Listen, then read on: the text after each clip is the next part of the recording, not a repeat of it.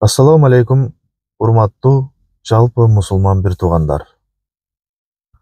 Баарыңыздарды бүгүнкү жума күнүңүздөр менен чын жүрөктөн куттуктайбыз.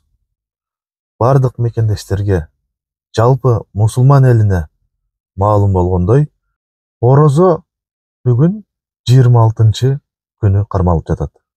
Орозоңуздар кабыл болсун деп айткым келет.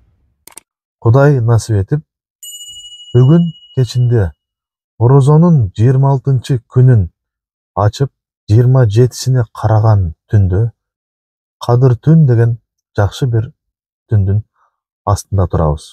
Ушул жакшы маанай көтөрүңкү кадамдар баарыбызга насип эткен болсун. Кадыр түндө айтылган тилектер орундалсын. Ар бир кыргызстандыктын алдына койгон максаттары ишке ашсын. Кыргыз элине ийгиликтерди каалайбыз.